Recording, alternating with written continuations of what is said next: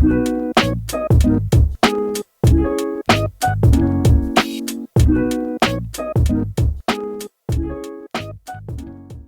everyone. Welcome to Type Talks. Today we have ENTJ Youtubers with us, and I'll let everyone introduce themselves. And so, Gray, would you like to tell us a bit about you?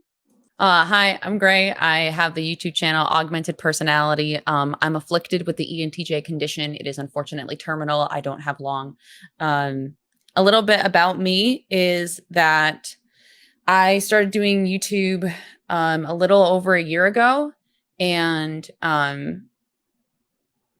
I kind of fell in love with the process. I've been taking a little bit of a break recently, but I'm eager to get back into it now that I've kind of settled some like at home chaos. But I love the process of having a message to share and wanting to help people understand personality better, and then take that further to make it entertaining, to make it informative.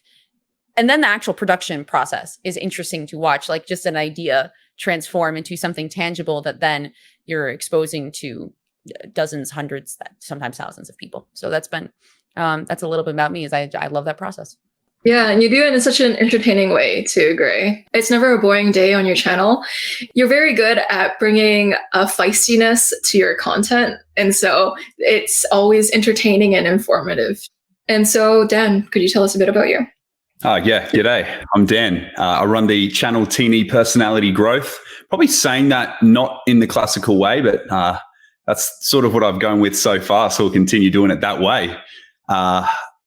How did I get started on YouTube? I had just started a new role in Sweden. I work here as a teacher, and I was suddenly fascinated by all these new people at this new workplace. And I was like, knowing about personality had really helped me get along with a diverse range of people. And so personality was really on my mind because I had met so many people. And I came home and I just, literally in one take, if you watched the first video that I put out on YouTube, just explained what it was like to be an ENTJ. And surprisingly, that video gained a lot of traction. I think even to today, it's in my top 3 videos that I've done. And I thought, wow, I'm really onto something here. There's not many ENTJs who are perhaps sharing their experiences. And I think I think there's some lessons that I learned, particularly in my 20s, that were hard lessons to learn. And if I had known that I was an ENTJ earlier, and if I'd been able to grow and understand my personality in a way that helped me understand myself, helped me understand others, I think I would have found even more career success, even more personal success than I otherwise would have. And so the feedback I get on the channel has been really, really encouraging. Some people say, wow, like you're reading my mind. Thank you so much. This has really helped me. Some people have even privately messaged me and asked for personal advice and shared their personal stories and struggles, and have said that what we've been able to share on the channel has been really, really helpful. And so I've kept doing it. But that said, I mean, this year has been an absolutely manic year. Things I'm doing this year are just wild to me. I'm about to move back to Australia. I'm moving into a senior leadership role back in Australia. And I have, unfortunately, not really kept up with the original schedule that I'd anticipated. But I'm really happy to be talking here today because I want to keep doing more with the channel. I want to keep helping people. And I want to learn more from other ENTJs today, perhaps in the conversation now. You do have that teacher presence. You are a natural orator. You're really good at speaking. So yeah, I'm glad to have your fine speaking skills on this panel. And so Eva, could you tell us a bit about you?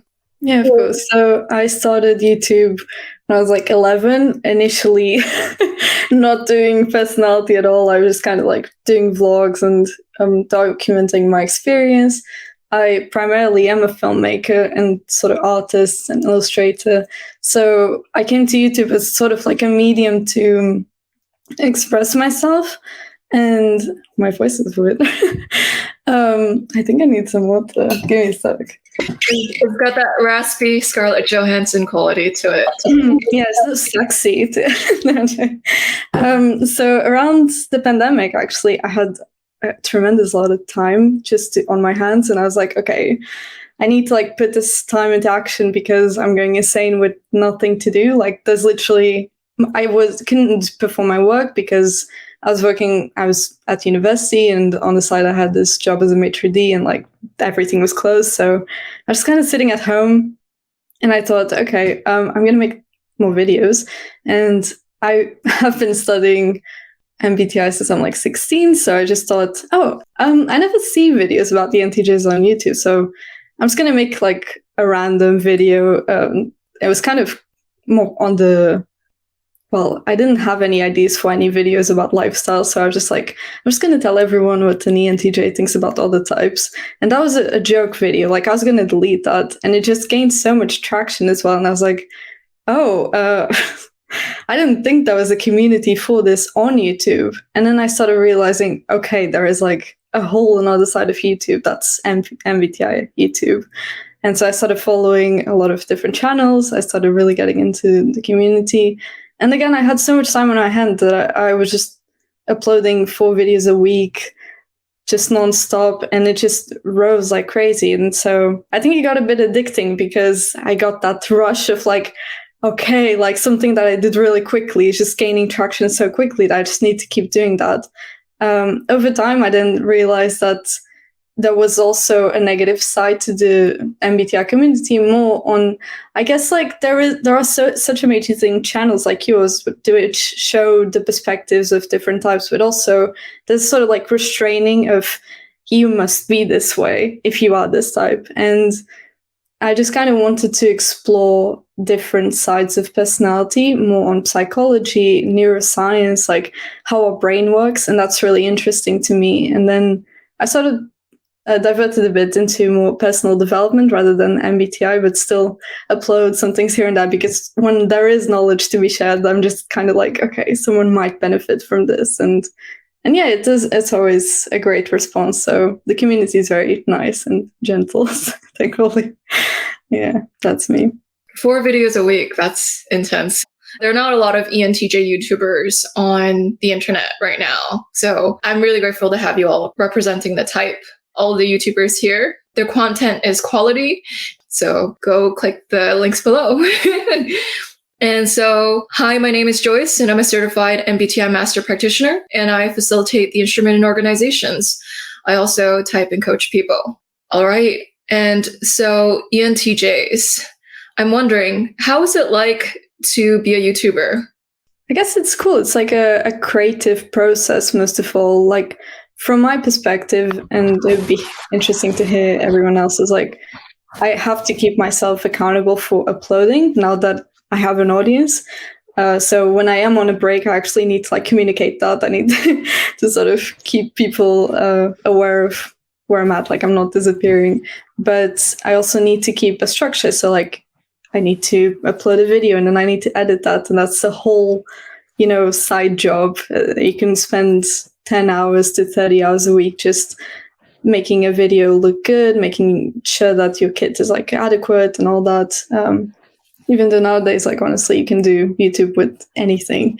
So it's a bit more flexible. But as a filmmaker, I try to like do the editing and everything. So it is a process. But one thing that I do is anytime there's an idea in my head, I just put it in a spreadsheet. So that when I have to do the video, I don't have to think, what am I going to film about? It's just like, what's my bulk of ideas that I've had throughout the week? Okay, let's focus on that. And then just do the routine of filming, like allocating time for editing and then publishing at the time that I've found out. So that's kind of my process. Okay, this is really funny. I have like a very similar process. I don't have a spreadsheet, but I have a doc with a bunch of different subcategories. And then, so what would happen is my husband and I both are interested in personality, and we would talk about this a lot. And then we would say something. It's like, "Ooh, that's interesting." And then he'd throw it in the doc, and I would sit there and I would plan out. And when I was producing like 2 or 3 videos regularly a week, like I would plan out like 2 months in advance. What am I writing? What am I doing? And so that way I could just sit down every week and I didn't have to think. I could just, okay, write the script. Okay, I'm working on that. I've got that done. Okay, what's next on the schedule? Oh, I have to do a thumbnail for this one that's coming up this week. Oh, hey, babe, can you handle this? Because that's coming up in a day. Like, it was so, it became, there's like a kind of clockwork to it that was really enjoyable. I think the thing I loved about it, and I still love about it, is that process of like streamlining and like watching how much faster I got at getting a video out and then like building on that and building the skills. It's interesting. I've actually gotten into like studying more of like cinematography, studying more about editing because of that. And like, it's, to me, it's like, I do love the art form itself. And I'm like enjoying movies more now because I actually understand what's happening better in the director's choices. And when I'm also like working on my own projects and I see another YouTuber's work, I'm like, okay, I can respect how much time went into this. And I don't know. I just feel like it's kind of a no-brainer in many ways to be working on it, even though it's not always perfect, certainly. But like the good parts are really good. And I do think I'm going to be always in some way, shape or form creating video content, at least a little bit. Like I've been taking a big break and thinking about how I want to do things. I haven't been taking a break and then like completely not thinking about it. My brain is still here in YouTube, you know, and I do think it is. I do think it, like the word addictive is a good word because I think I'm going to have a permanent and passionate love affair with YouTube or some sort of video platform for probably the rest of my life. So I'm seeing a trend here with TE, externalizing its thoughts onto a page or onto something so it doesn't have to keep it there. It's very efficient. So TE tip, if a TE user does it, it's probably the best streamlined way to do it. So yeah, because like the whole point of having a brain in your head is like you need to be able to solve problems that are in front of you, not have to, like you could think about everything under the sun in your own head all the time. But you have the tools to outsource it so that way you can actually put up everything and put it all in context. So why on earth are you trying to, you don't have enough memory in your brain. You can literally buy hard drives and fill it full of your brain and then stick it up on many monitors and look at it. Like, why aren't you doing that? Use the tools at your disposal. Everyone should do this, not just YouTubers. Yeah. I've certainly done things like that as well, brainstorming different tabs, different ideas, different categories, wanting to plan things out in advance. I perhaps wouldn't call myself a YouTuber. Perhaps I have the smallest channel. I think my channel has a huge amount of potential, but it's a matter of priority for me. And I found that there's been seasons where I was trying to pump out a video or two every week, but given the other side projects I have going on and my main job and my responsibility, I found that I was getting quite burnt out. Coming home from a full day of work and then focusing in on my YouTube channel. I think that's been what has stopped me from really pushing into this full time has been all the other commitments that I've had. I feel quite bad about that, actually. Like I really want to do more with my YouTube channel. And maybe you guys are in different positions. I'm not sure, but I find that there's like this intensity that an ENTJ can have. With when they adopt a project and they can sometimes forget about the need to relax, let's say, or sleep or things like that.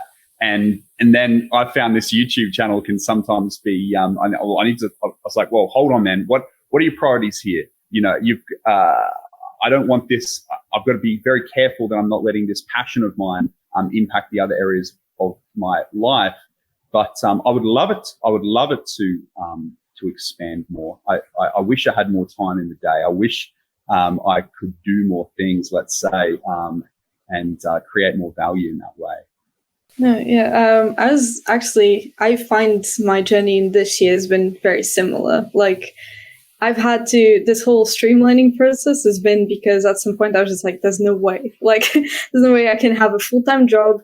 Like, I on the side I do music, so I'm like trying to release an album and like have a relationship and be there for my relationship, be there for my friends, also sleep like enough, like sometimes that's good.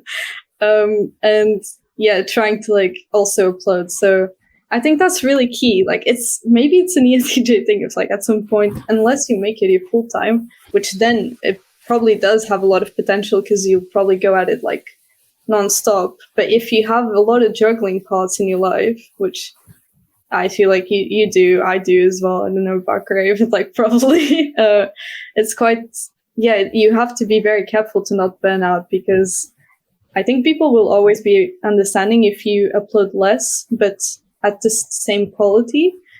But as long as you don't start, because I think then what can happen is the T thing of trying to be too superficial and just upload for the sake of it. And then you feel bad with your content, because it's like, wait, I'm not like even aligning with my FI at all. Like, what am I trying to do anymore? And so you have to go back and be like, okay, maybe I should do a structure that one works. Like I can actually allocate time in my week for that, on my month.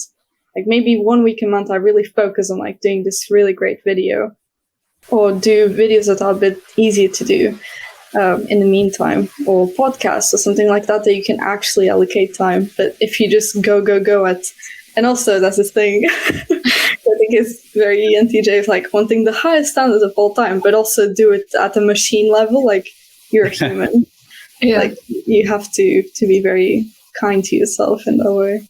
That's actually part of why I took a bit of a break, was that when I was trying to do it full time, I was like living and breathing it. And I was realizing that there are certain things I kind of wanted to do before I'm like 35, that being full time on YouTube was not going to get me.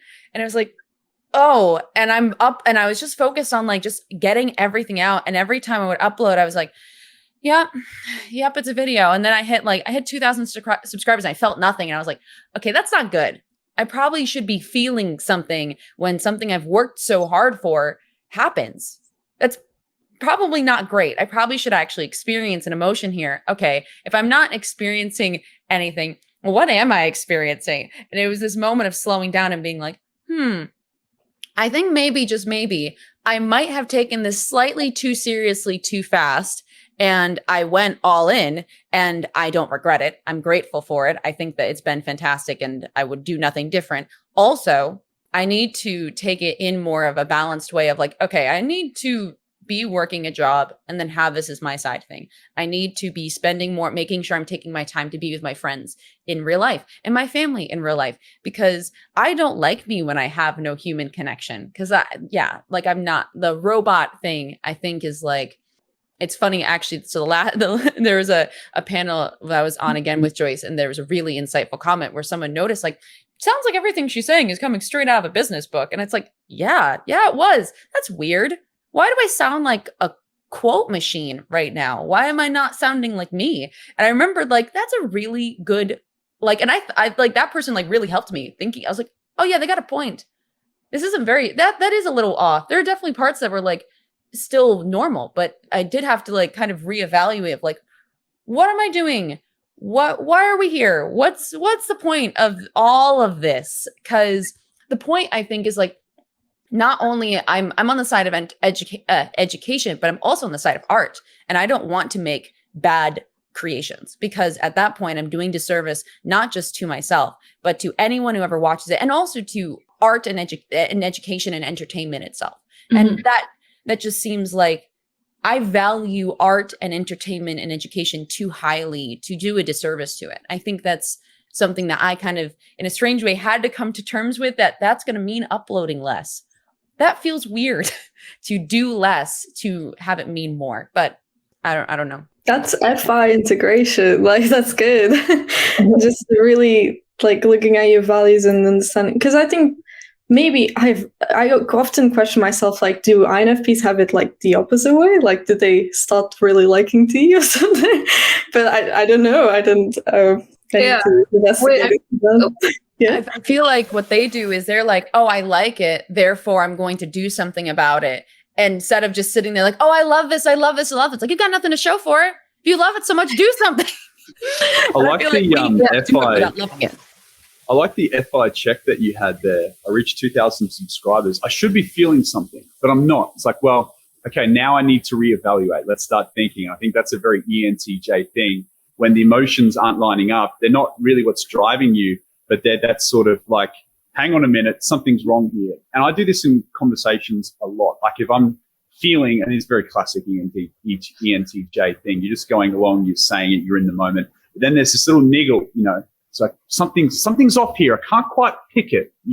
My TE is not picking this up, but my FI is bringing this alarm bell and sort of rises up from the depths of your psyche, or it feels like it's coming from this area of your body. I don't know. And then you start to evaluate. Sometimes it's too late. Sometimes it's happening after the fact. You're like, oh man, I need to talk to someone right now. Yeah, it takes a while for the FI to bounce back and for you to feel it. It's like when you throw something and then you have a string linking it back to that thing and it comes back. And you're like, I actually might not like this as much as I thought I would. And so I realized with Eva, like she said, how do FI users experience that? Like people with really strong FI. And typically what happens with people who have stronger FI than TE is that when FI doesn't like it or doesn't care, it stays in this most unproductive state you will ever know of. It's just sitting there and it's like, I don't know how I feel about this yet, so I won't do anything about it yet. And they can't do anything if their feelings don't align with it first. And so their integration is getting into their TE so that they actually move into motion. Otherwise, the FI can stay in a state of non-productivity. It won't move forward until it knows how it feels about something. And sometimes that takes years, whereas the TE user is more likely to just jump in and try it without needing to know exactly how calibrated it is yet. I would say FI probably takes years for ENTJs to start to understand, okay, this is a valuable part of me, and looking back at your values. Maybe that's why I see a trend when I analyze older ENTJs is that they always go, go, go, go, and then they're like, this didn't do anything to me. Maybe I'll just focus on nurturing the things around me that I love with the things that I've built in the meantime. And yeah, that's quite wholesome, I think. I just want to get there a bit quicker. I love that phrase of I'm going to nurture the things around me with the things that I've built, because I have noticed that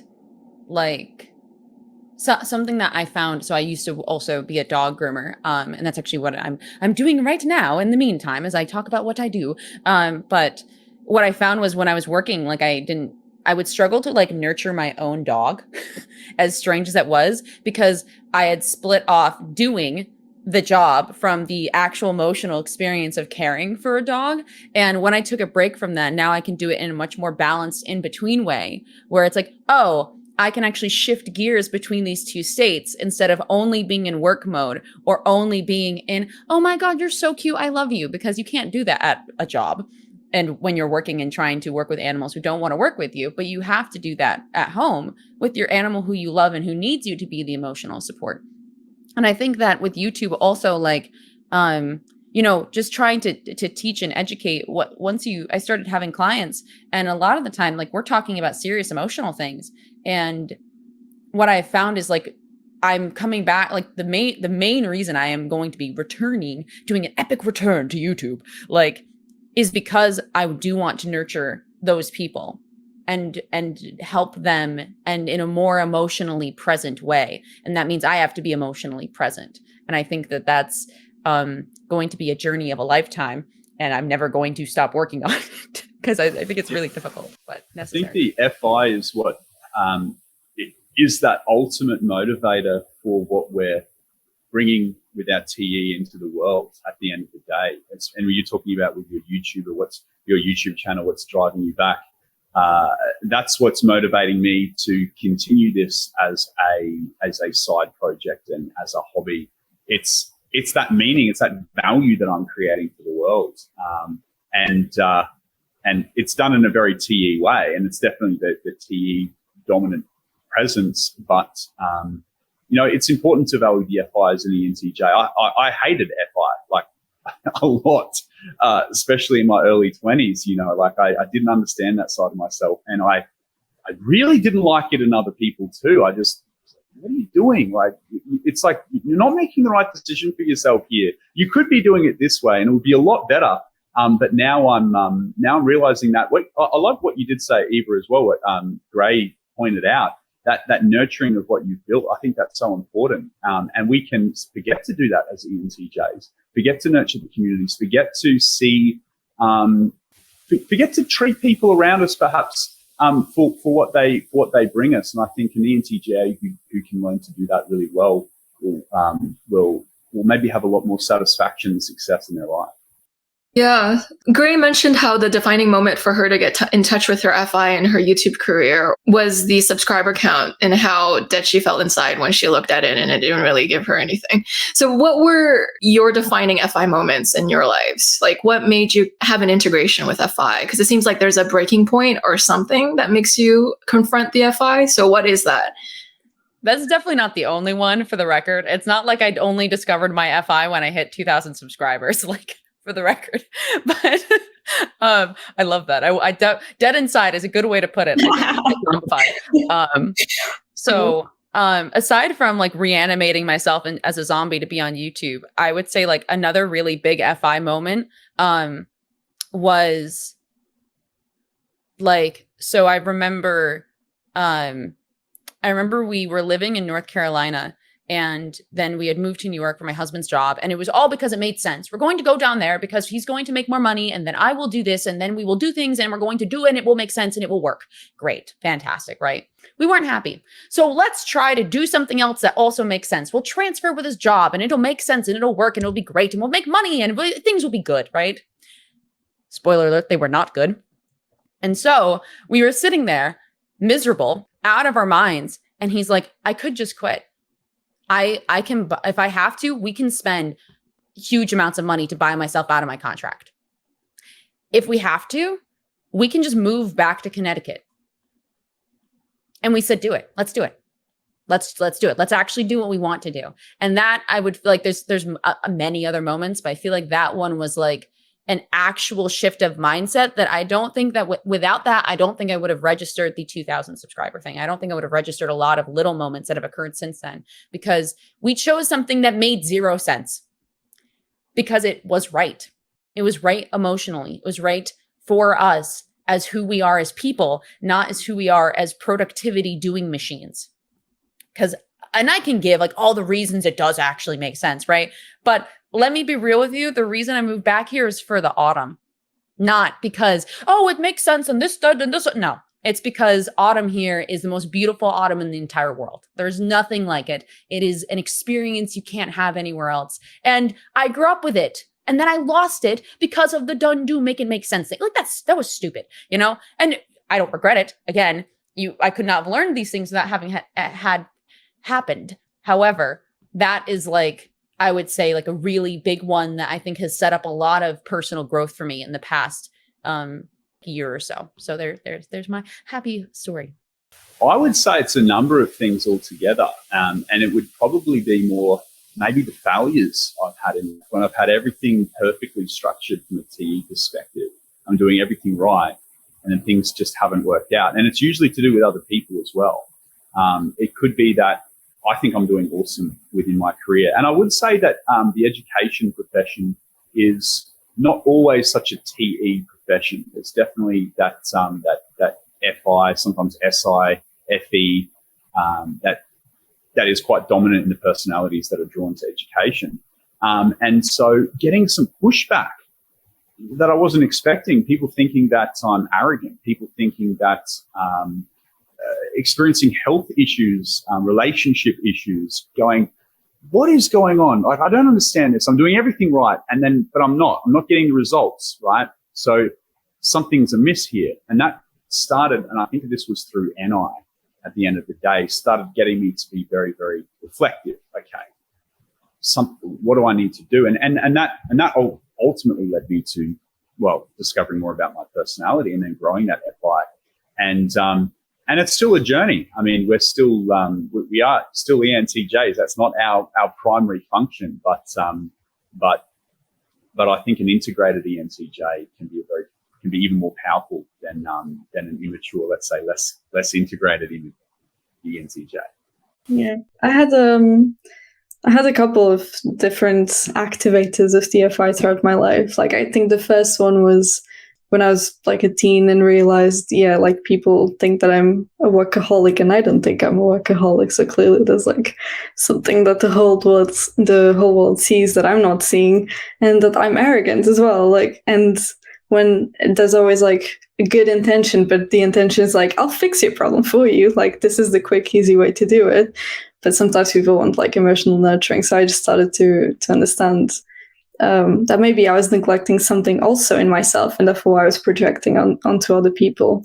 And then I had a couple different ones, some related to career. Like a big one was also when I was younger, I was going to be a doctor, and I had grades for it. And I was like super good at like being the top performer. And at some point I was just like burnt out and realized I like filmmaking and I want to produce films, and that's what I'm going to do.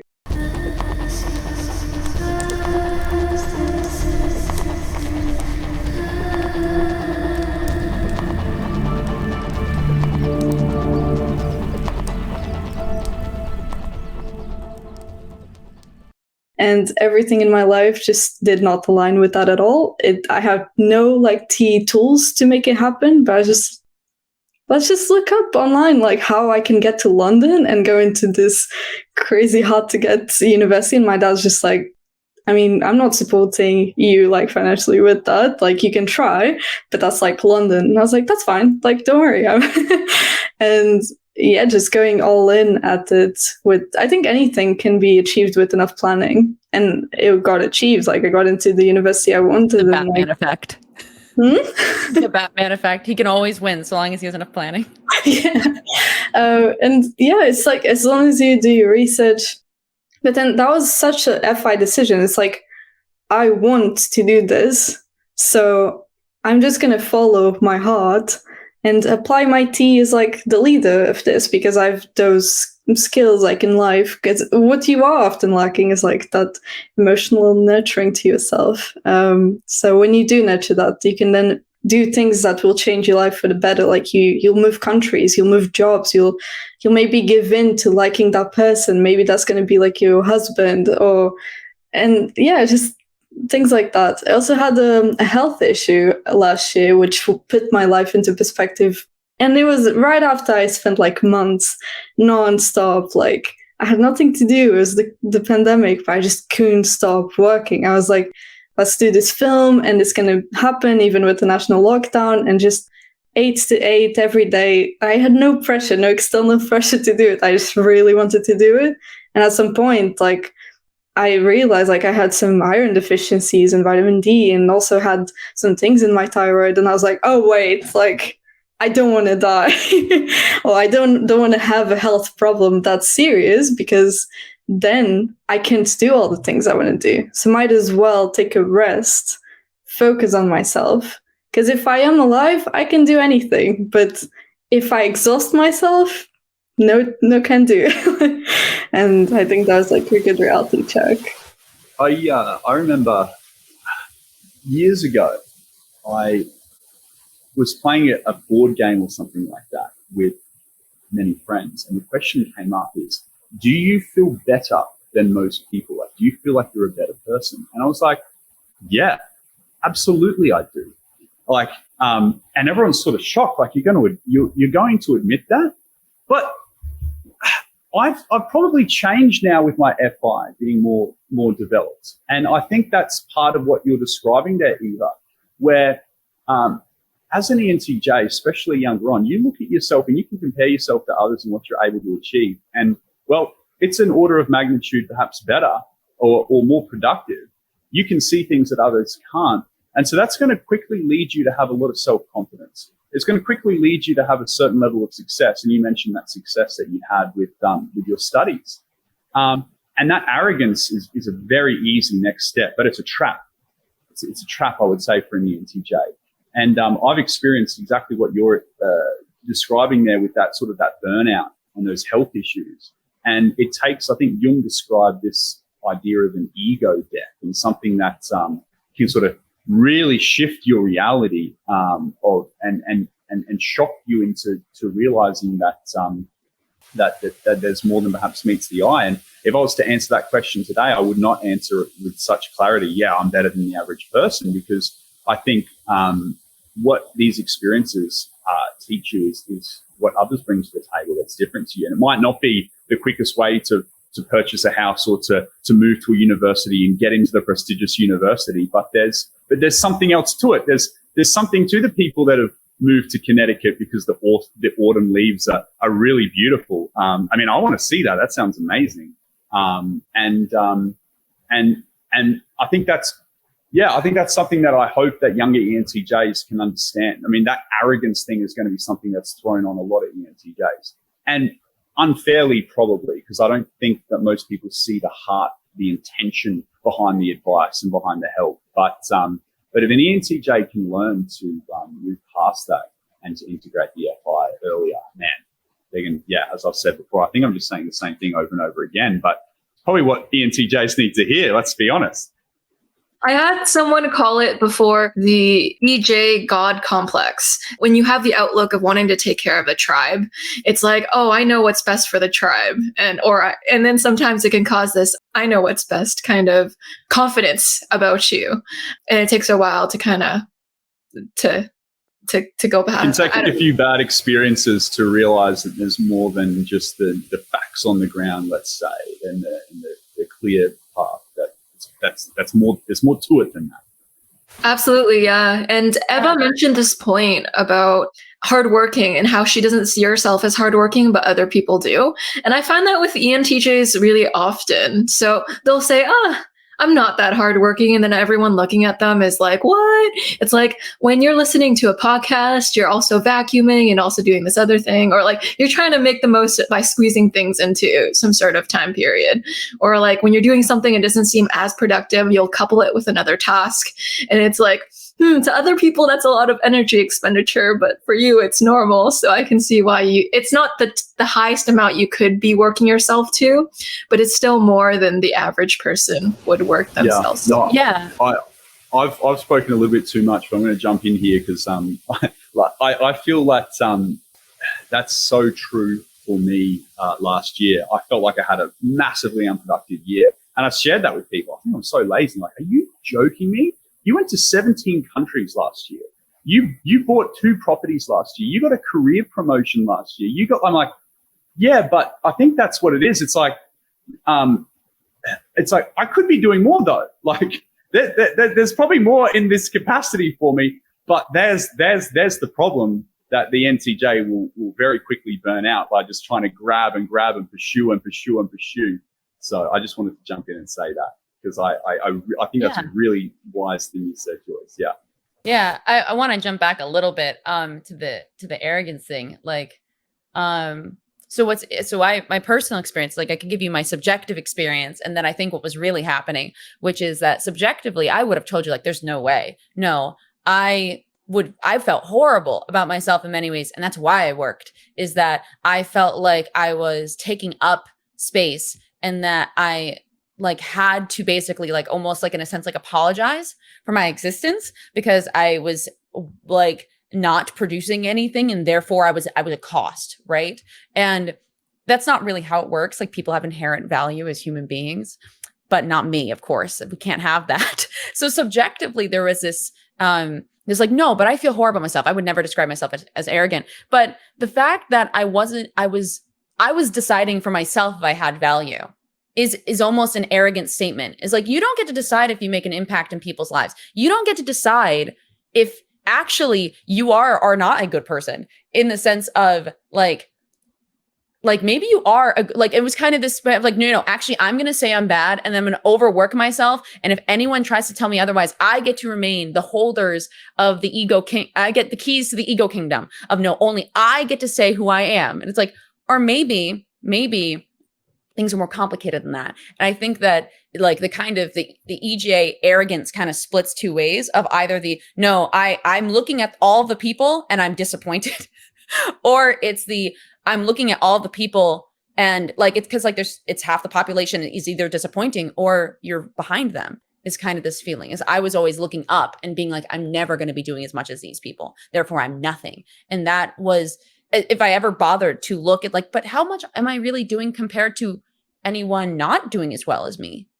Oh yeah. Oh, maybe I should give myself some credit instead of self-flagellating, because really the self-flagellating was just an egoic structure to keep me moving towards, I have to do more, I have to do more, I have to do more. And anyone who doesn't, then I can punish anyone who doesn't do it as well as me, or I can be self-righteous when I do something for someone else and they don't return the favor, like all sorts of just like there was arrogant. I love the word arrogant is a really interesting one, because I think that there can be like many different ways of the same phenomenon, arrogance, occurring with different behaviors in a sense. And I really, it's like, it's funny. My gut reaction is like, I don't know if I was arrogant. And then as I was thinking, I was like, no, I was, but in a flipped way, in like a mirror flip, which I don't know. I just thought was interesting.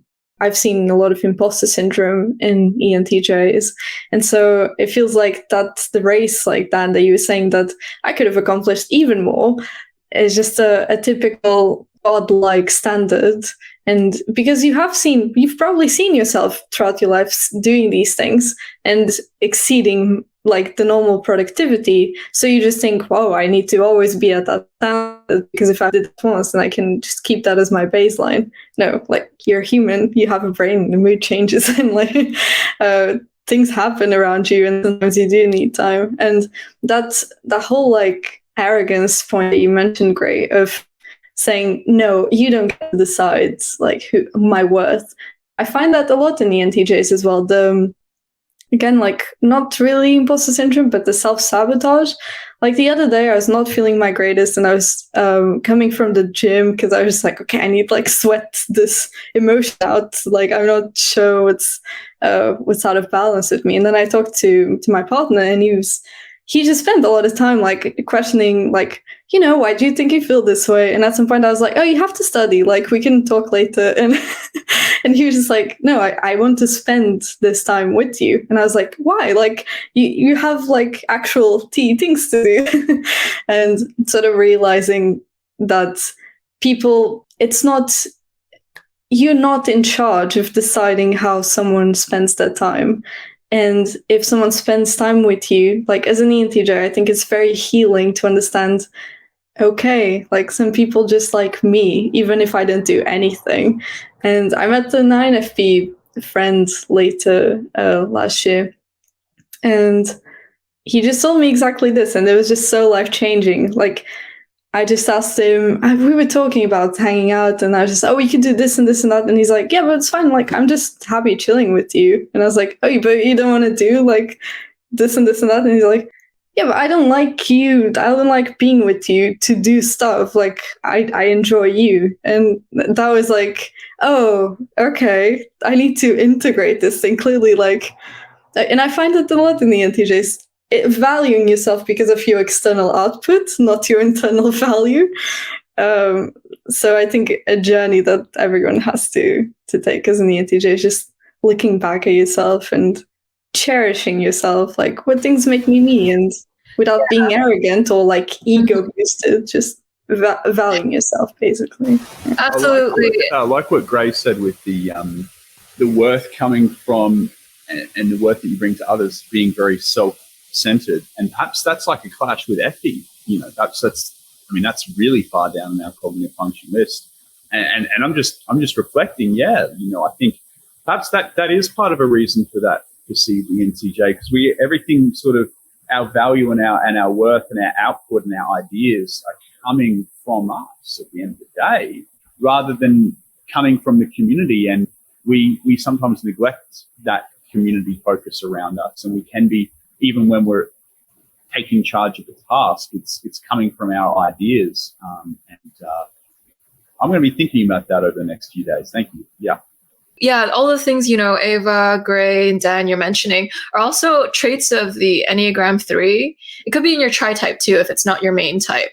But yeah, this is why ENTJs tend to test out as 8 and 3. And then you'll find the occasional ENTJ who types out as 1, 2. Those are the most common Enneagram types for this personality type. And typically why ENTJs tend to type out as 3 so much in the Enneagram is because their sense of value is tied to how much they do oftentimes, or how much they achieve. And without that, it's hard to, you kind of feel like an imposter, or like, oh, well, what do you have to appreciate me for if I don't achieve things? Yeah, the essential quality of 3 is value, to recognize that which is valuable. And I have found in myself times where I've gotten that's turned into vanity, which is the like the sin, although that's not like, it's more complicated than that because there's 9 and there's not 7, but I digress. But like the sin of vanity is like assuming that the value necessarily comes from within, instead of you being a channel for that value. Like, we all value personality, but personality exists as a concept and something that's far greater than any of us as individuals. And so it's important, like, it's a good thing that we are mirrors to that value, and that we make it shine brighter, and that we polish it, and we show just truly how valuable it is. But also, if we assume that our ability to polish and reflect it is inherent to that the original value came from us instead of from it existing. And I think this is important for developing and like properly having NI balancing TE and SE as well, is that knowledge that you might be touching into truths and knowledge that is way bigger than you, way bigger than what you can just do about it. And that personality will be here long after we're in the ground. And it's been around since way before any of us were here. And like, even studying originally, like Enneagram comes from like, there's like references to Enneagram like structures all the way back in like ancient Egypt. Like, it's ancient because personality itself is ancient. So sorry, I love Enneagram. But like, I'm trying to show you the value of it as loudly and as bigly as I can, and then I use words like bigly and just ruin the whole thing, but you get the point. Like, I think that is a huge component of the ENTJ personality, is like putting forward that let me show you, let me do all of the work, so that way the true value of this can be brought forward. And that leads to vanity / arrogance / complicated things, as we talked about. Exactamundo, Gray. Yeah. And there was a point that you mentioned earlier. I'm like, oh yes, commenting on that conversation we had 20 minutes ago, because I forgot to mention this earlier. But there was a point you mentioned about how when people don't really know about personality type, or when people don't really appreciate certain things about themselves, they tend to see how other people just don't do it as well. So like, instead of knowing that TE is a thing, it's possible if someone was like very strong with TE, but other people aren't, and instead of seeing the innate strength that they have inside them, they just see how other people lack that. Something is your dominant process or something that's strong within you when you see it as what should be common sense to other people. So it's like, right, how are you not getting this? Like, why is it so hard about it to you? Building on that, something I've seen from a lot of people, and it breaks my heart, is that they'll find out what and I did this, so I say this, like, don't be me. Anyone who listens, I'm yelling at you. What I've seen is that I found out that I'm an ENTJ. Oh, so everything that I've done and my ability to communicate isn't actually because of anything I did. And I immediately threw myself right back onto the bus again, which of course is feeding that arrogance that I get to decide what kind of person I am. Isn't this fantastic? And it was like, not just knock it off. Don't like that. To me is throwing away your agency and your ability to make decisions over your own life by blaming your personality for your own successes. Like, because guess what? You're not going to do that with your failures. You're going to use your failures to attack yourself again, on top of throwing your successes away and then attacking yourself with your failures. You're just going to end up not doing anything valuable, not just for yourself, but anyone in your life who believed in you and supported you and wants you to succeed and loves you. You're just going to set all that on fire for your own sake of knowing, I can feel bad about myself now, which is all I really want to do because I don't actually believe. Knock it off. Sorry. That bothers me because I used to do that nonsense. And so I'm telling everyone to not be me. But yeah, it's just very frustrating. I think a good thing to do, and I've been kind of practicing, although it is very hard, is to not put the value on the outcome, but the trying. Like, did I try? Okay, then maybe I should celebrate this rather than, because if you are, I find that there's this thing that's very toxic that we do with ourselves. That's like, you achieve a goal, and then instead of celebrating it, you're like, that's fine. Like, that's one step of the game. Like, what's the next one? I've found that appreciating those tiny steps is like perfect. It's like, I got up out of bed. Yay. Okay, good. I'm gonna have to do it tomorrow. But like even just that huge dopamine hit of the pat on the back. Yeah. Just like No, instead definitely. of taking it for granted. It's like nurturing, almost like your child self. Like, let's do these things, and it's fun.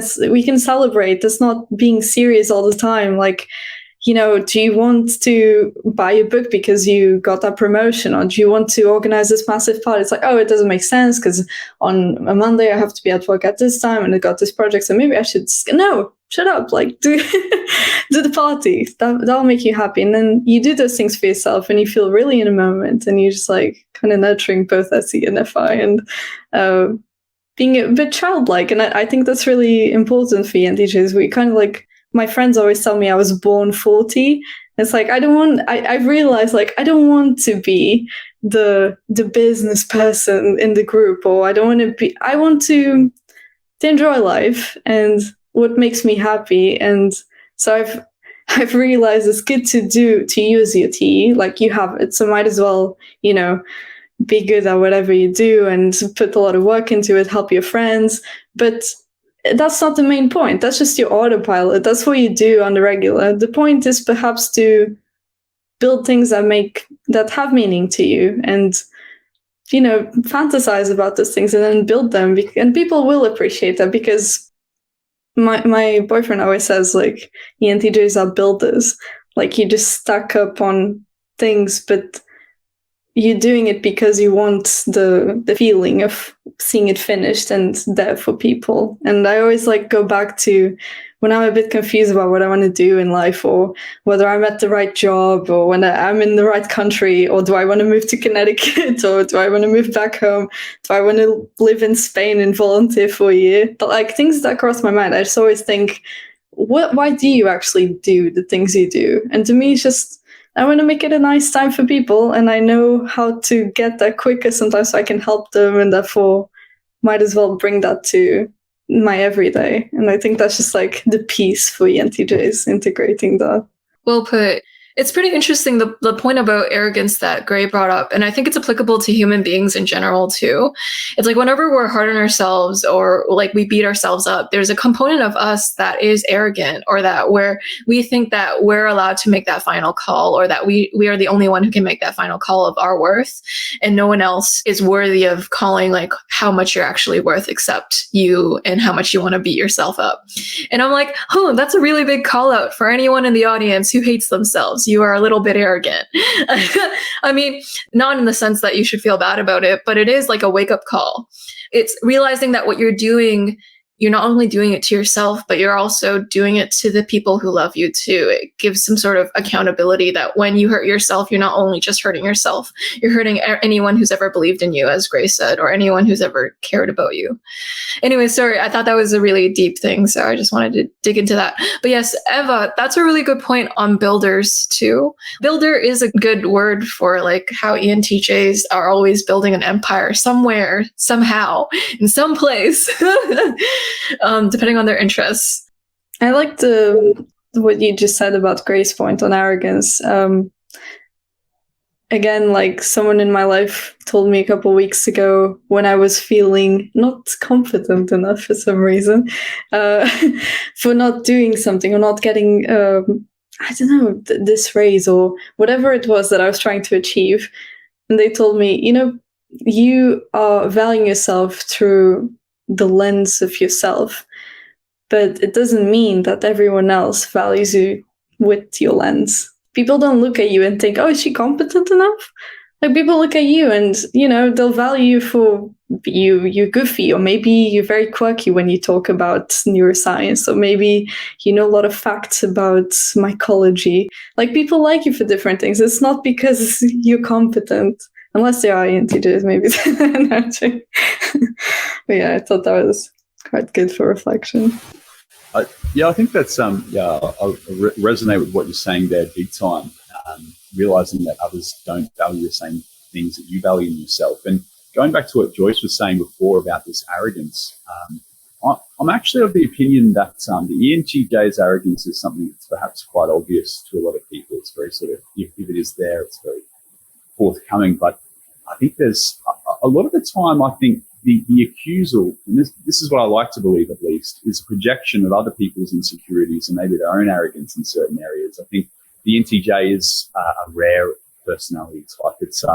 TE is something that maybe when confronted with the success of an ENTJ's TE, that can be something that makes other people feel bad without us realizing that it's making other people feel bad, because we're sort of, we think we're giving them advice, but to them we're picking out flaws in their thinking. That doesn't feel very nice, and for them that feels arrogant, and so it's that self-projection. Talking about what motivates us, what drives us, I think what Eva has described is a much more mature way of looking for happiness and self-fulfillment, what's around her. I think that's the point that I want to be at. I think if someone asks me what's driving me, it's to be the best version of myself that I can be. Like, what's the maximum potential that I can reach? And maybe there's an element of fear in that, where it's like, what if I get to the age of 95, very full life, 15 years more than the average, and I look back and I'm full of regret, opportunities that I didn't take. Maybe I had this seed of potential within me to build something awesome, and I missed it.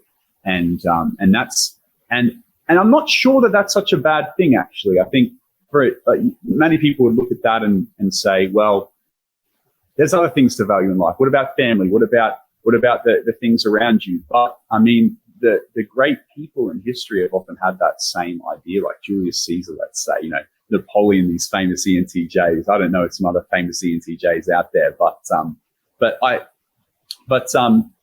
yeah, that's at least what motivates me at the moment. Maybe something to think and reflect on. Yeah. No, for sure. I think personal development is like hopefully every types, but I don't know. I find a lot of ENTJs like that sort of maximizing oneself to get there. But then you have to. It's a weird juggle between not thinking, "Oh, I'm so great because I did this," but also not being too humble that you don't value yourself at all. So it's just kind of juggling. And I don't know why, but what you just said brought up this idea in me that. I think ENTJs, because, we only have a lifetime as far as we know, unless I got existential.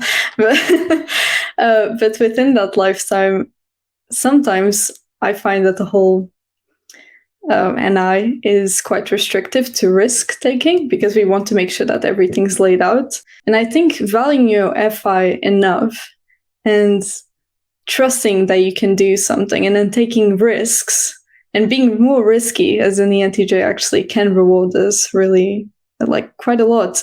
But it is scary, I think. Like, we like stability. We like to build on things that are solid and that work. But what if we use the TE after? Like, what if we try to incorporate qualities from other types that just jump in and take a bit more risk and follow our hearts and whatever, and use that TE as soon as we're in the moment? And I think we can live really fulfilling lives. And maybe that I find FI DOMs and SE DOMs and all, just very courageous types, because it takes a lot of courage for an ENTJ to stop thinking about what works and go blind into what do I want to do, like deep down. And we can live fulfilling lives like that, I think.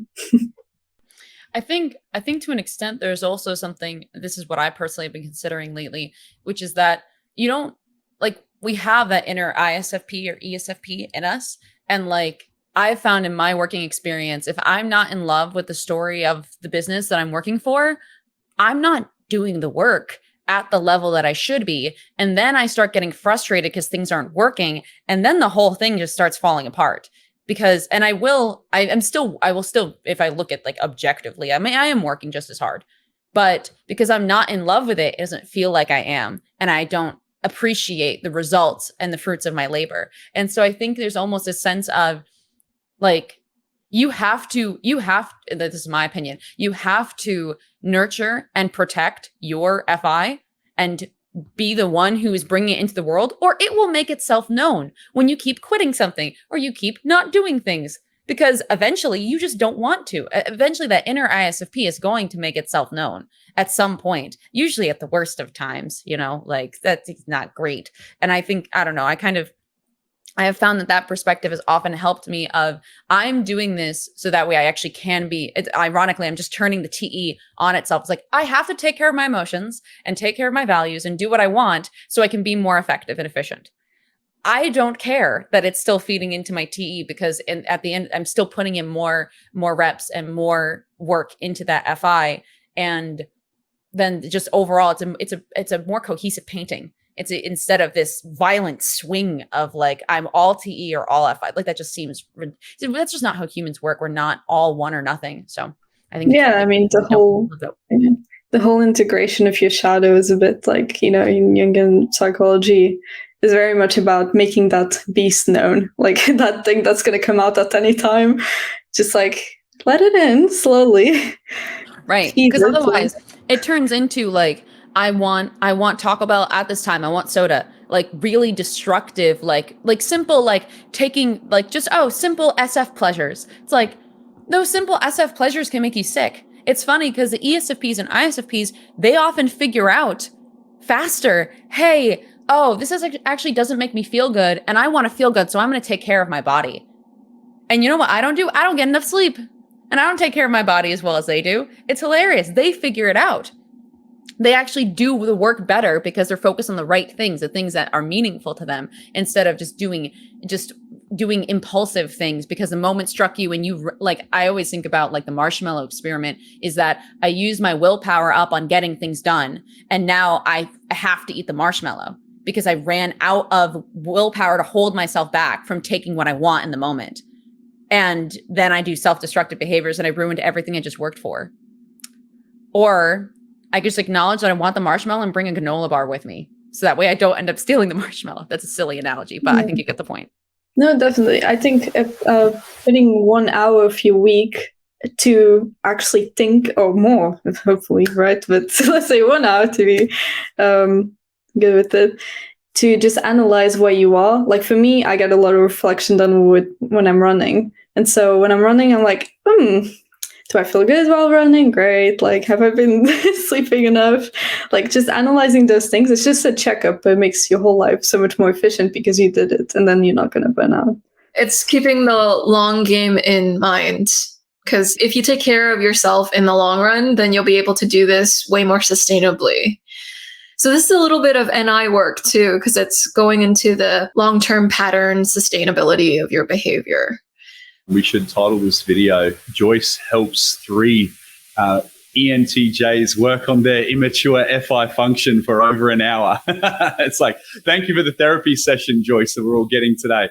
So funny. It's like ENTJs, you bring them together. It's like, I bet people are watching this video thinking like, okay, what ENTJ tips am I going to get from how to build my life? Like, man, they're talking about their immature FI for an hour. It's like, come on. It's like, so I think it's so funny though, but I do notice this when I've talked to some ENTJs on my channel. That's what we gravitate towards for some reason. And I do have to say, my FI, my parents are here in Sweden. I probably do need to get going sometime soon and value, as you said, the structures that we build around us, and that's the family structure. But I do have a little bit more time. Joyce, did you have something particularly that you wanted us to discuss before I need to leave? Maybe you can continue the conversation when I leave. Absolutely. Yeah. So before I ended off the panel, I just wanted to get you guys to talk about your functions really quickly. It's quite fitting that you brought up the parents example right now. It's like, speaking of FI, I should really spend time with my parents instead of being on this call right now. And so I was wondering if we could quickly go through each of the functions, but we'll start with Dan first. Sure. Okay. Well, T is this drive to, or this just knowledge of how to do things, just projecting you forward into the future, taking the next step. NI is this sort of information network that comes up to instruct me how to do that T, let's say. And it can be very reflective as well from an FI perspective. But when it's used with T, it's sort of like, it's like in the moment, how do I take that next step? SE, I guess, allows me to see the world around me and enables me to be, I use it in a social setting a lot, helps me get along well with others. It's more childlike, I guess. And then that FI is, as I've said, it's that can be that alarm bell if I've done something wrong with the way I'm interacting with people or the steps that I'm taking within the world. You know, they're not quite lining up in the way that, well, my TE doesn't have a problem with it, and the FI comes in and can help sort of redirect. All right. Yeah, that was perfect. Thank you, Dan, for coming out and spending time with the other ENTJ YouTubers and myself.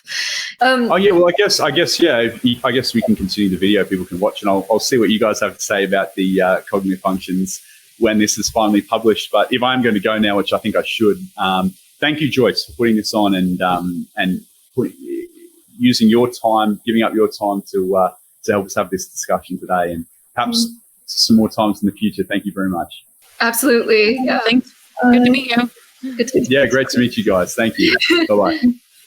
All right. Girls' night out right now. Yes. Very symptom. I know. I just suddenly react like, oh God, I'm just my gonna face is huge. just gonna lay on chair. There we go. This is Yeah. And I guess to end things off, we can also go through both of yours experiences with the functions too. I kind of view TE as, I kind of think of it almost it's almost reactionary. It feels like breathing. I remember someone asked me what TE was doing. It's like, I'm really just trying to weigh, like, and not like determine like what matters, but like just weigh like what can be done right now that is going to kind of like just like almost like, okay, what could I do right now? Oh, I could do this little thing, and like just kind of like splicing it off.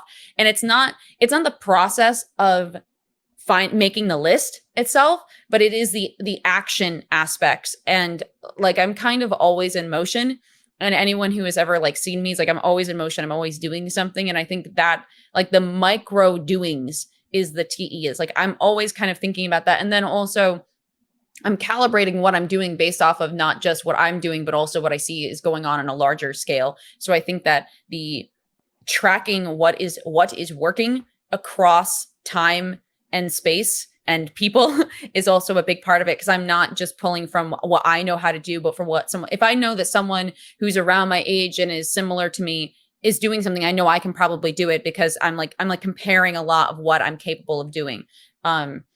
Which I think is where I talked a little bit about insecurity, but like when I struggled more with insecurity, it was from that stupid comparison game. I have a habit there.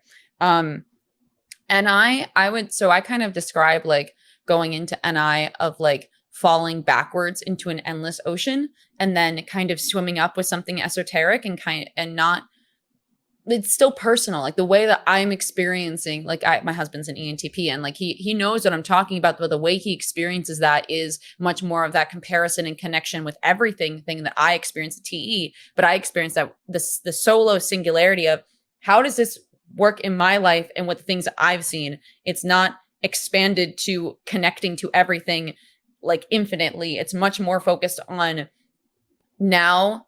Well, it's NI and SE.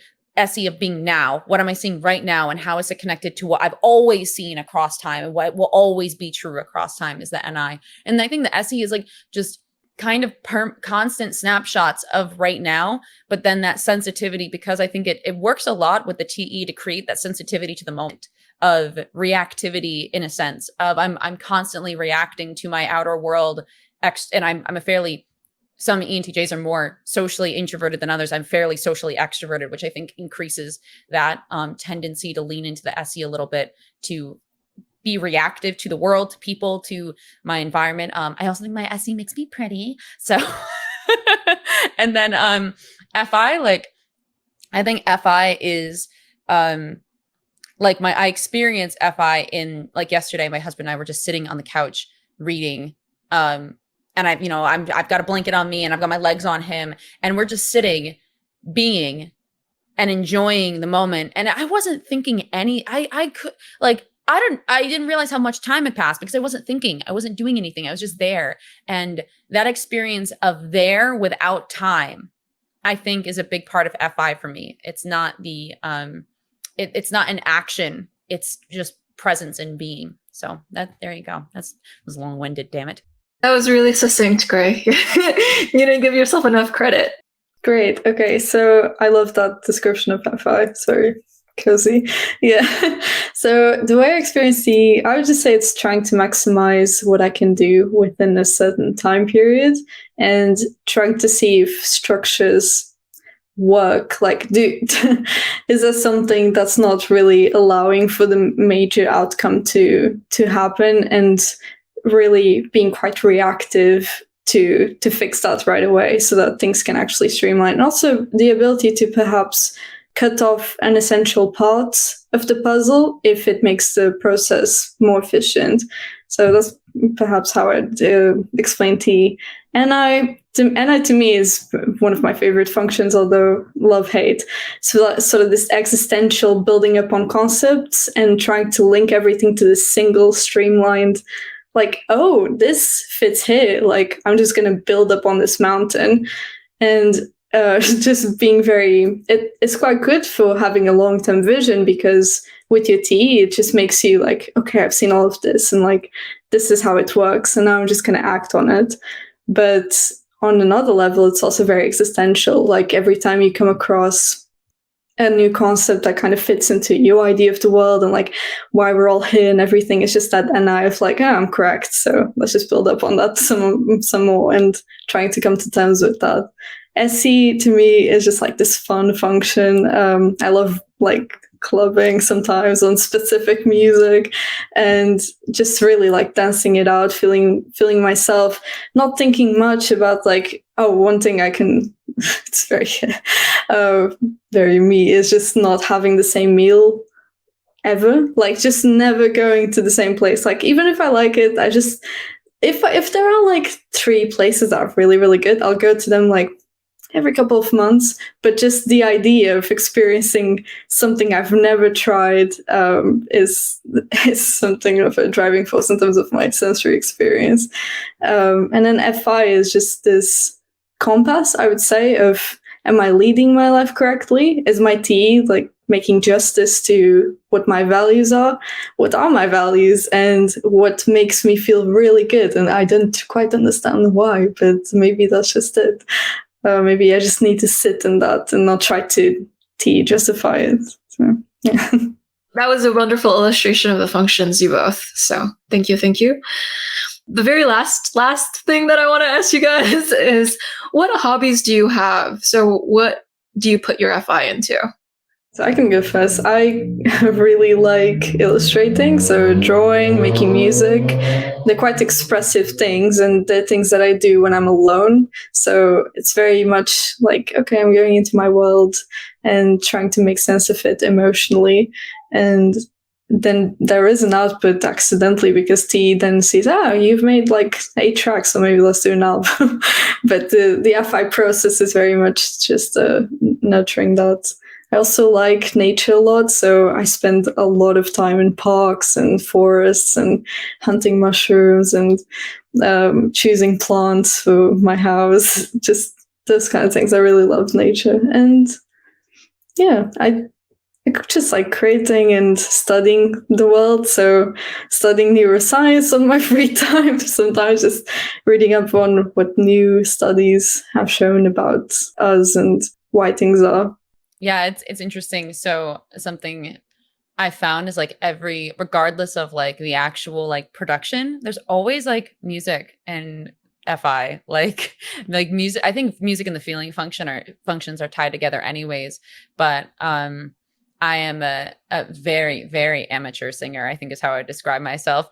But I do it like just like that helps so much of like, just like I'm alone in my apartment. Okay, it's now time for a power ballad, or this is an exercise I pulled from when I was doing something else, but just like building collages, like based on like a certain like emotional story I want to tell, and like making like, that's actually been really good for me. Cause like I don't have the resources or space to paint right now, but I want to get into like the pour painting kind of thing, where you pour all the paints on, then you're like swirling them around or like swiping that, doing all fun things. Like I have a couple of them that I've made. I have one right here. Hold on. There we go. So like stuff like this, which is like just basically, this was like a trial. It was my first one. It's not very, I would have done it differently, but I love the colors. I will say I love the colors. I don't think I would have used it quite that much teal. I feel like it's a little much on the teal, but the blue and gold and purple, I did a different one that's on my wall. I'm not going to turn my camera around.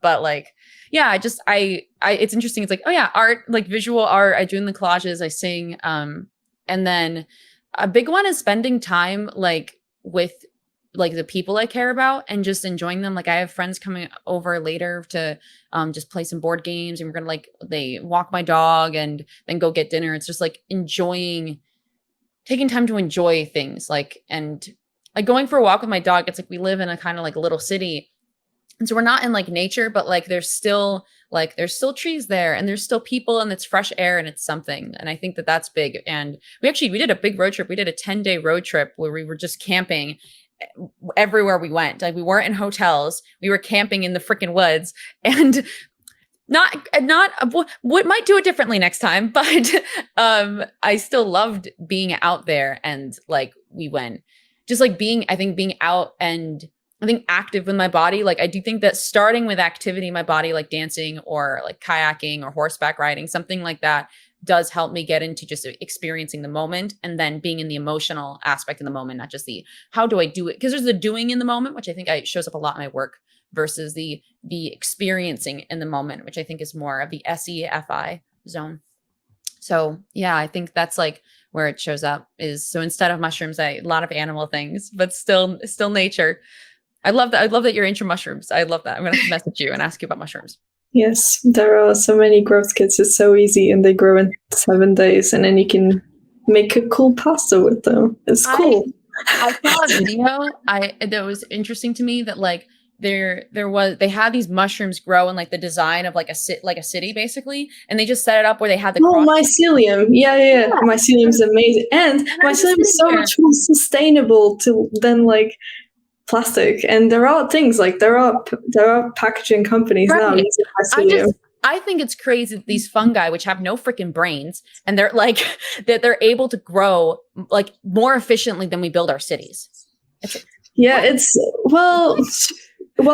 part of nature, and we often forget that. Like we are animals, and like plants and trees and structures are just, if you look at it, you're like, okay, that is really clever. Right. And if you just think about what we built as humans, then we just take inspiration from nature and we build cities. But there are cities like everywhere in the grass and like in ants, and there's communities everywhere. Like mushrooms are like feeding into trees. Sorry, I'm gonna go. No, I was just gonna say, it's so self-evident that's true, because if you look at like when we make art or we make a building, what are the most attractive buildings? They follow the Fibonacci sequence or the golden ratio or mathematical laws of beauty that then you see in nature with the way the trees extend their leaves out. It's like, it's so self-evident.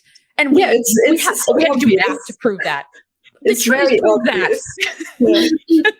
Like all of nature. It would be ridiculous for us to think that we don't take inspiration from it. Like all of art is related to, and if you just go back to the basics, like chemistry is like, there are atoms in everything in here, and there are atoms in everything around me, and everything is like chemistry. My husband's in material science. He's going for his PhD in material science and engineering. And we've had so many conversations about how you'd think that the more that you study about the earth, and the world itself, the less you'd be enchanted with it. But the exact opposite is true, because it's everywhere. It is everywhere. And it's beautiful that these things we're just NIFI losing our minds. No, definitely. Like it's fabulous. Existence in general is just, everything's made up really nicely, and we just are trying to figure it out. Like we artists, I think, try to make sense of it and like put something out to the world that entices minds to think about it. And then scientists are actually like looking at data. But it's funny because we are analyzing data and like everything in nature and physics, like it's external to us, but it's like all of our systems and all of our breathing is dictated by those laws as well. So Yeah. It's just I, in many ways, based on what I know of how, like, even working with manufacturing tools, where it's like, you don't know why something isn't working and you're just going to try everything you can to figure it out. And you still may never fully understand. There's still an art to it, even within engineering. Oh, yeah. And so, like, I really don't think that science and art are actually that separate. I really feel like they're two sides of the same coin. We're just talking about NT and SF right now. Don't mind us. Yeah, they're two sides of the same coin. Art inspires science, like you both were saying so well. Yeah. And it's really nice to see the artistic side of both of you too. It's like, if you want to grow your FI, you could take the artistic avenue too. And Eva, yeah, it helps you understand yourself. Like, I do a lot of weird, like, sometimes I just go into my child self and I'm feeling something and I was just like, okay, I'm going to draw something and write a very silly phrase on it. And then I look back on it after a couple of months and I think, oh, that's interesting. That was when I was going through this or that. And it's just a way of making, basically, instead of letting their fight child, like, not child, but beast, like, burst out when in the wrong moments, you're just kind of giving it its space, like, do your thing. And so you don't get a tantrum later. FI chat. Yeah, just do your thing. Just spend like a couple minutes singing and like. It's so funny. I've been doing this exercise because I used to post when I was like a teen, like 13, 12. I was posting on Facebook like crazy. Like every day I was posting statuses or multiple times a day. So I can go back through and read what my child was saying. What is she saying?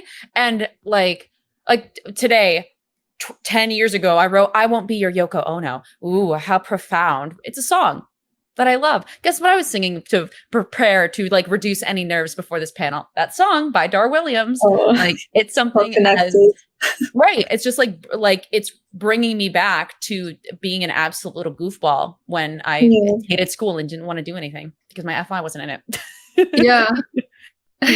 And as we were speaking about neuroscience earlier, as Eva was talking about, Dario Nardi actually has all 4 subtypes of a personality type. So with the ENTJ, there's the dominant, creative, harmonizing, and normalizing. And yeah, I'm like, I wondered, are you guys like more on the creative side of ENTJ? And like, probably. And then, I would guess that. Yeah, and then Dan's more of the dominant subtype of the ENTJ because he's like hecka dominant. Now, Joyce. Because like some of the stuff he says is like really assertive and confident, and it's like very ball busting a little bit. And you guys are not as ball busting as Dan is. I mean, I did yell at everybody. To be fair, I think I was the only one who yelled at everybody. No, I liked it. Okay. I liked it too. I'm not saying it wasn't enjoyable. I'm just saying it was yelling. Yeah, I think it depends. Like I try to separate. I try to put my T, like compartmentalize how much I use of it, because like it's in everything I do. But the actual like domineering T, I just try to like, that's for work. Do your thing. And then when I'm with friends, oh my god, sometimes I just. Literally, when I'm with friends and I haven't seen them in ages, my first instinct is like, so what have you been up to? And they say, oh, I've been trying to do this project. And I'm just like, oh, so what have you like done to, and instead of going there and trying to like, so do you need help like setting up your plan to like, instead of doing that, I'm just like, oh, that's really cool. And turning off the chips. Can I help you? Can I help you? Turning off trying to turn off the T and being more like, I appreciate your existence. Let's do something weird. Sweet. It's nice to know y'all successful ENTJs. Like Eva said, y'all are builders. It's building something grand or great or amazing and memorable for other people or for the tribe or for the group or for existence. And so it's nice how you're able to take one thing and notice how it fits into a certain goal you have. You're like, that would actually be pretty useful for this goal. So if you kind of add these. And so you're able to plan in a great way that achieves really great ends. And so I'm very kind. And so audience members, feel free to check out Augmented Personality and Eva Anjos. I'm sorry if I mispronounced No, it. it's okay. I don't even know how to pronounce it other than Portuguese. Just this thing, my name. I actually don't know how to pronounce my name either. Like my last name, people always ask, like, how do you pronounce Mang? And I'm like, I don't know. You could say it. Because I barely say it in Portuguese, and saying it in other languages feels weird. So it's just like, it's Eva, it's fine.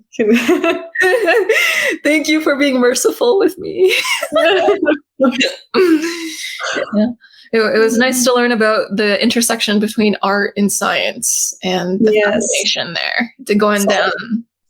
And I connect. Yes. This is really great. A look into the FI of the ENTJ too. So it's nice, about vulnerable and personal. Yeah, it's good. We're heading somewhere. Yeah, hopefully. Thank you, Joyce. Hopefully. Who knows? Yeah. Always. I just tried to break you to the point where you would share. I'm kidding. So when are you getting hired to be a torture like person for the CIA? You're going to get information out of people. Be like, so I've brought you on this panel of criminals, and I would like you to tell me a little bit. What is your experience of breaking into banks in? I really think it's amazing how you're an international criminal, and I really think that we can take inspiration from that. That's your future. There you go. You've been told. Get on it, Joyce. My answers are scary. I always thought so. That's my next career choice if this doesn't work out.